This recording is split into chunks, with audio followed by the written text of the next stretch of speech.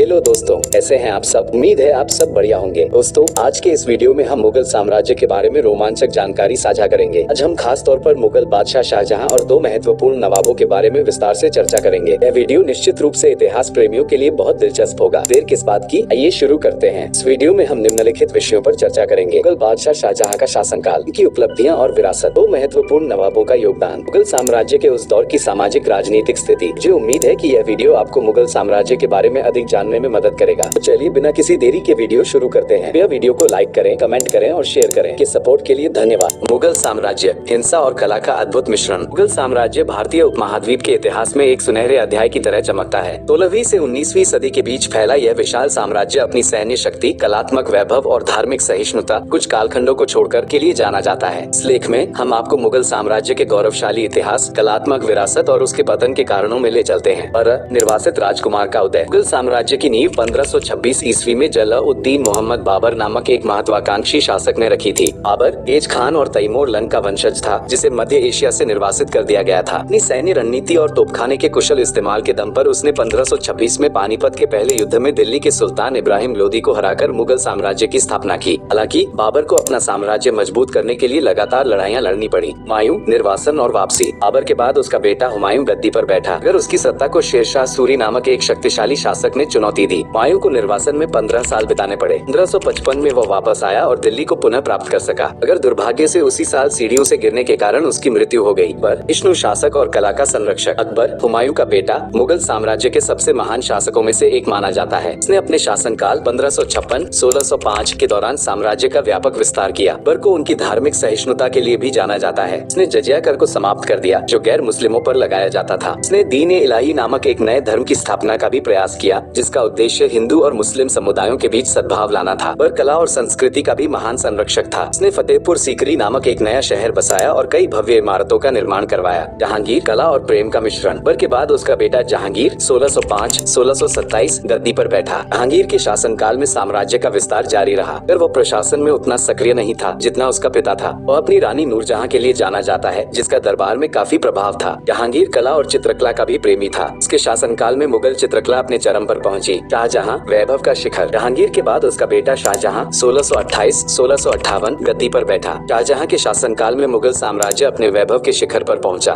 इसने कई भव्य इमारतों का निर्माण करवाया, जिसमें से सबसे प्रसिद्ध है ताजमहल। इसने लाल किला और जामा मस्जिद जैसे अन्य स्थापत्य कृतियों का भी निर्माण करवाया। नंबर 1, नवाब सिराजुद्दौला, बंगाल का विद्रोही शासक। भारतीय इतिहास में 18वीं सदी एक अशांत दौर था। इसी दौरान बंगाल में उभरे एक शक्तिशाली शासक का नाम सिराजुद्दौला इतिहास के पन्नों में अंकित है। भले ही उनका शासनकाल बहुत लंबा न रहा हो, कि नवाब सिराजुद्दौला बंगाल के अंतिम स्वतंत्र नवाब के रूप में और अंग्रेजों के खिलाफ विद्रोह करने वाले शुरुआती शासकों में से एक के रूप में जाने जाते हैं। आइए उनके जीवन, विद्रोह और पतन की कहानी को करीब से जाने। युवा महत्वाकांक्षा और गद्दी तक का सफर। सिराजुद्दौला का जन्म 1733 में हुआ था। बंगाल के नवाब अलीवर्दी खान के नाती थे। अपने दादा के काफी करीबी माने जाते थे, जिन्होंने उन्हें सैन्य रणनीति और प्रशासन का गुर सिखाया। 1756 में अलीवर्दी खान की मृत्यु के बाद सिराजुद्दौला मात्र 23 वर्ष की आयु में बंगाल के नवाब बने। युवावस्था में ही गद्दी संभालने के बाद उन्हें कई चुनौतियों का सामना करना पड़ा। बंगाल में अंग्रेजों का बढ़ता प्रभाव। इस समय ईस्ट इंडिया कंपनी धीरे धीरे बंगाल में अपना प्रभाव बढ़ा रही थी। कंपनी को बंगाल में व्यापार करने के लिए विशेष अधिकार प्राप्त थे, जिनका वे दुरुपयोग कर रहे थे। उन्होंने कई तरह के छूट प्राप्त कर ली थी, जिससे उन्हें भारी मात्रा में करों से बचा हुआ था। साथ ही कई तरह के अत्याचार भी कर रहे थे। नवाब सिराजुद्दौला को ये सब मंजूर नहीं था। अंग्रेजों के खिलाफ विद्रोह, कलकत्ता का कोठरी कांड। अंग्रेजों की मनमानी को देखते हुए नवाब सिराजुद्दौला ने 1756 में कलकत्ते पर हमला कर दिया और किले को अपने अधीन कर लिया। किले में तैनात कई अंग्रेज सैनिकों को उन्होंने कैद कर लिया और एक छोटे से कोठरी में बंद कर दिया। दुर्भाग्य से गर्मी और घुटन के कारण उस रात कोठरी में कई अंग्रेजों की मृत्यु हो गई। इतिहास में इस घटना को कलकत्ता का कोठरी कांड के नाम से जाना जाता है। हालांकि ये स्पष्ट नहीं है कि सिराजुद्दौला ने जानबूझकर ऐसा किया था या यह एक दुर्घटना थी। प्लासी का युद्ध और सिराजुद्दौला का पतन। अंग्रेज कलकत्ते पर हुए हमले का बदला लेने के लिए मुसद्दम दृढ़ थे। उन्होंने रॉबर्ट क्लाइव के नेतृत्व में एक मजबूत सेना तैयार की। 1757 में प्लासी के मैदान में अंग्रेजों और सिराजुद्दौला की सेनाओं के बीच निर्णायक युद्ध हुआ। इतिहास में इस युद्ध को प्लासी का युद्ध के नाम से जाना जाता है। यहाँ पर कहानी में एक दिलचस्प मोड़ आता है। नवाब सिराजुद्दौला के कुछ विश्वास पात्र सेनापतियों, विशेष रूप से मीर जफर ने अंग्रेजों से गद्दी पाने का षड्यंत्र रचा था। युद्ध के दौरान मीर जफर ने अपनी सेना को वापस ले लिया, जिससे सिराजुद्दौला की हार सुनिश्चित हो गई। प्लासी का युद्ध न केवल सिराजुद्दौला के लिए बल्कि पूरे भारत के लिए एक महत्वपूर्ण मोड़ साबित हुआ। इस युद्ध के बाद से ही अंग्रेजों का भारत में प्रभाव लगा। नंबर 2, मीर जफर